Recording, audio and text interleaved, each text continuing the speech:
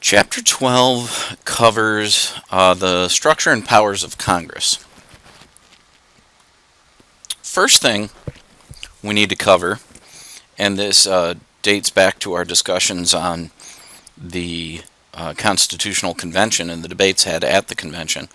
One of the major points of contention at the convention is that the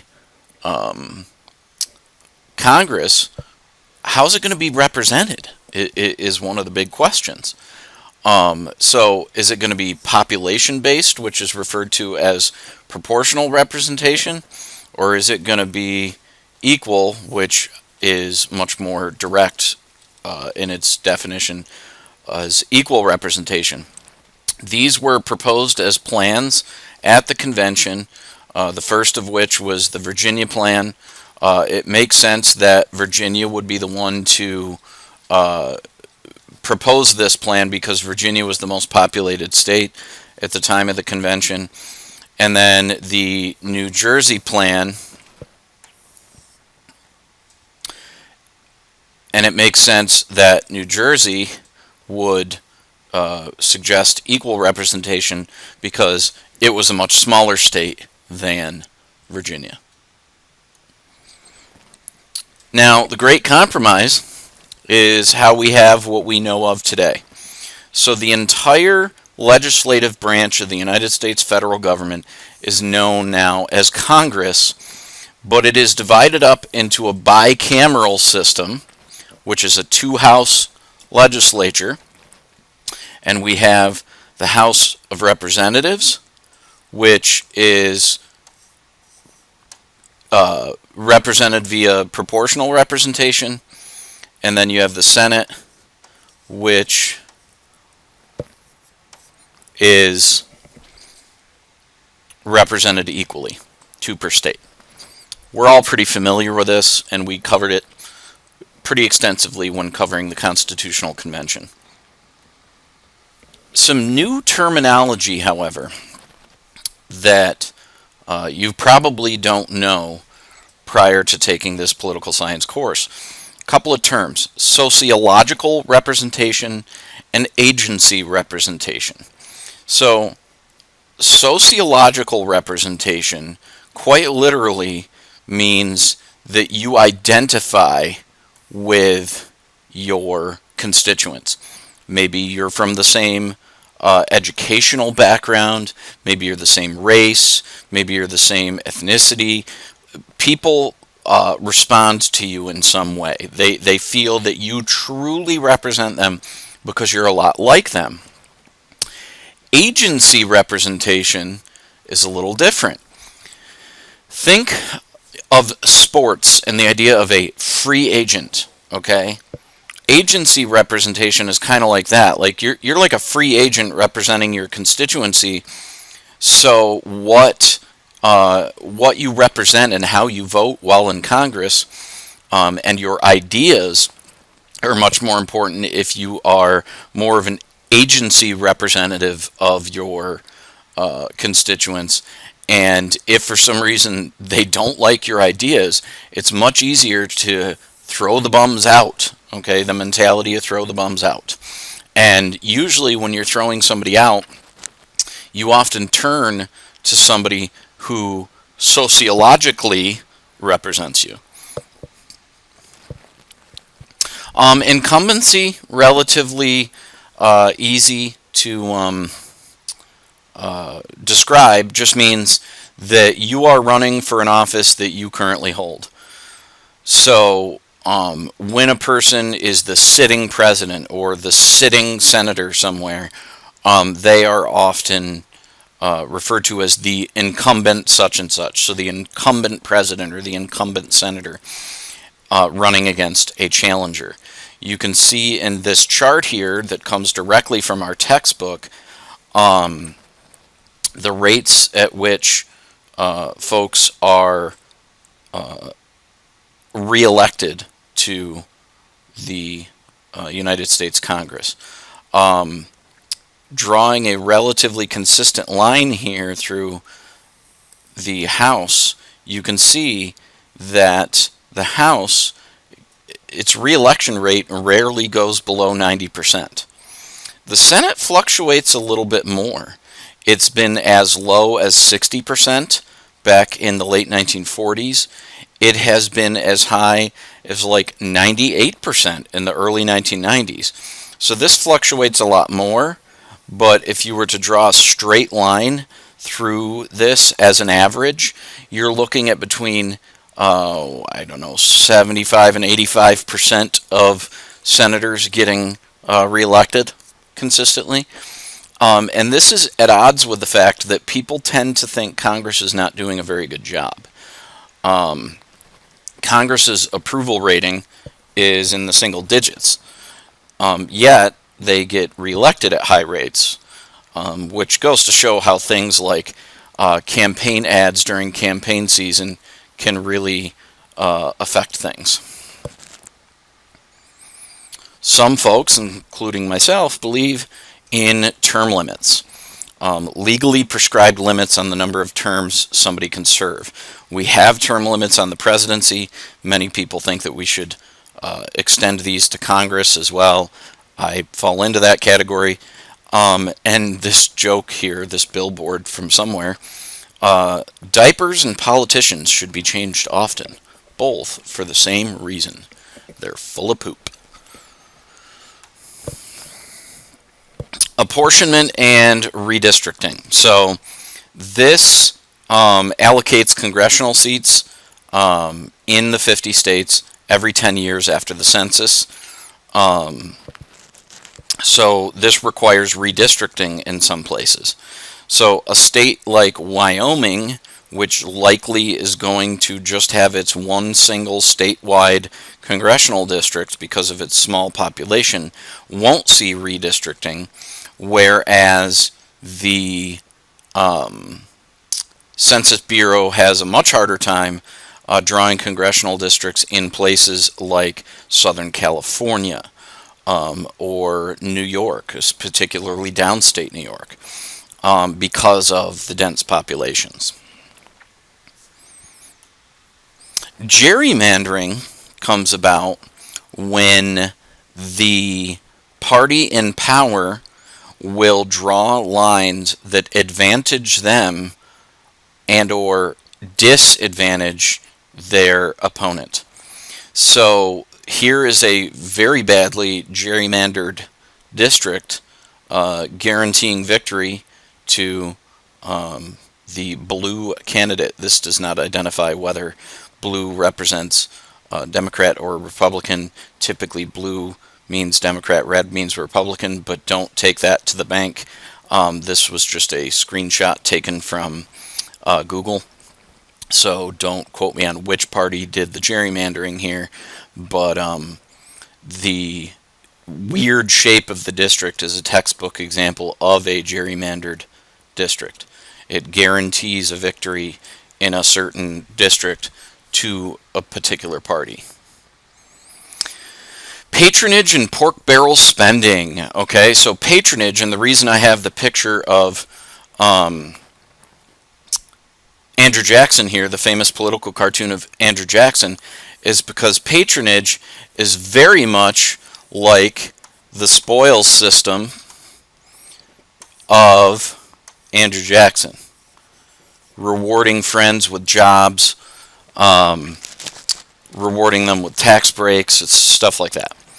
And then pork barrel spending is often considered wasteful spending, but it just means large amounts of money that are spent on projects that aren't often needed, but are created so that local representatives can win re-election. I'll give you an example of what pork barrel spending means. So if you had a Defense Department munitions plant in your town, and it produces an outdated piece of military equipment, but you don't want it to close down because a bunch of people in your constituency will lose their jobs and likely be mad at you and throw you out of office. So you convince the government via pork barrel spending to keep that factory open and producing the outdated equipment. That is textbook pork barrel spending. Now, leadership positions in Congress. This is important. Okay, this is how the day-to-day business, this and the committee system, which we'll talk about in a moment, is how the day-to-day business of the Congress gets done. So you have the Speaker of the House. This is the most powerful person in the entire Congress. Okay, they are the chief presiding officer of the House of Representatives. They're the most important party and House leader, and it can influence the agenda. Fates of legislation lie with the Speaker of the House oftentimes, and the positions within the House, like other leadership positions, who's going to be chosen for them. So the Speaker of the House holds a lot of authority. Then each party is going to have a leader of the party separate from the Speaker of the House. The Speaker of the House is not the majority party leader. They are obviously loyal to that party, but they are the highest ranking person in Congress, whereas the majority leader would lead the majority party, and then the minority leader would be leading the minority party. Then here is a position, the whip. This is a party member in the House or Senate responsible for coordinating their party's strategy and building support for key issues. How do they get the name whip? Because you're essentially going around, hypothetically speaking, whipping people into shape, whipping them to do what you want, whipping them to follow the party strategy. Within those leadership positions, you have leaders of committees. Okay, so you have standing committees, which is a permanent committee. These are things like the Committee on the Armed Services, or the Finance Committee, or the Agriculture Committee. These are permanent committees that will always have business to conduct. Then you have select committees, which means they are temporary. After the Watergate scandal, there was a select committee created to investigate the crimes committed, not only in the Watergate break-in itself, but then in the subsequent cover-up. We're going to do an extensive conversation on the Watergate scandal later in the course after we cover our chapter on the bureaucracy. You have also the concept of joint committees, and this includes people from both the House and the Senate. Oftentimes this is going to help fast track a bill, something that's super important. One example would be during the coronavirus pandemic, all the conversations about coronavirus relief bills. A joint committee can help speed things like that along, especially when both parties feel like they can get on the same page about that issue. Now, how a bill becomes a law. The chart on the left looks extremely complicated, but really it comes down to one of the two houses of Congress is going to come up with an idea. They're probably going to discuss it in committee, and then they're going to put it out to the floor of their particular House of Congress. So you have committee discussions, whichever house that happens in. Then you have it eventually being brought to the floor of whichever House of Congress. And then whichever one starts and takes the first vote is going to send it over to the other. And sometimes this can get sent back and forth numerous times. There are House versions and Senate versions of a bill. Eventually, you can have what's called a conference committee, which is a form of a joint committee in which people from numerous parts of the both House and Senate come together to try to draft up a bill. And this conference can often put it back to each House of Congress for approval. Once it is adopted by both houses, it then goes to the White House. From there, it could either be vetoed or signed into law. Even if it gets vetoed, there can be an override with a 2/3 majority vote in both houses. And then, eventually, yes, it becomes law. So as complex as this looks, it can really be boiled down much simpler. So it starts out as a bill. It often goes through what's known as committee markup, so there's a lot of changes made to something. And then, yes, this vocab term of the president does have the very significant power of having the veto power over legislation. Now, how long does a bill take? Well, it depends. Sometimes, if people really vehemently disagree with something, and it looks like it might happen even though they vehemently disagree with it, they can do what's called filibustering. This is a tactic used by members of the Senate to prevent anything from happening on something that they feel so strongly about. This was used during the Civil Rights era to try to delay civil rights legislation like the Civil Rights and Voting Rights Acts. And most recently, one of the famous examples was this fellow over here, a senator by the name of Rand Paul, who in the renewal of the U.S. Patriot Act, he actually filibustered against the renewal of the U.S. Patriot Act, believing it was a blatant violation of civil liberties, of which many people tend to agree with. Now, cloture is a threshold you can reach before even beginning debate that can set a time limit on debate to prevent a filibuster. In the Senate, for example, that is a 60 vote majority. If you can achieve 60 votes, then it will prevent a filibuster. Since that has not been achieved in recent history because of the major divisions between the two parties, filibusters are much more likely.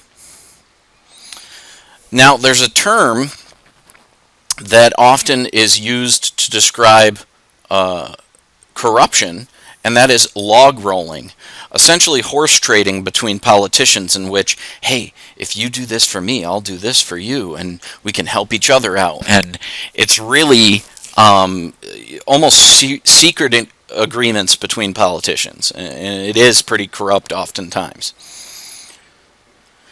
You also, however, have the ability to root out some of that corruption via oversight. This is an effort by Congress through hearings, investigations, and other techniques to exercise control over the activities of executive agencies, and also there can be oversight committees on members of Congress themselves if they are viewed as possibly doing something corrupt. So Congress has oversight powers to keep an eye on things to see everything's on the up and up. Appropriations, okay, this comes down to money. If Congress really doesn't like something, they can simply pull all the funding from it. The reason I have a picture of the Vietnam War here is because one of the arguments made to try to end the war was, hey, why don't we just cut off the funding?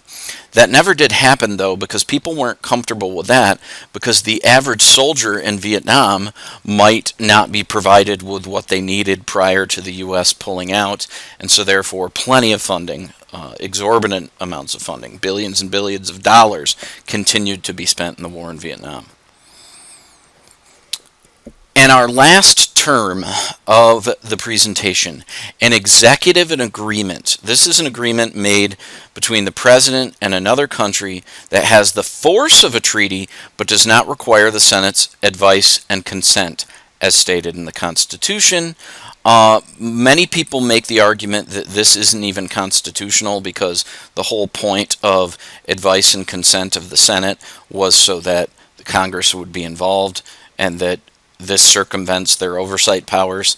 And one of the famous controversial examples of this was a nuclear agreement between the United States and Iran on their nuclear weapons development program, of which they promised to suspend their nuclear weapons program, yet a lot of people didn't trust that because Iran often says very anti-American things like death to America.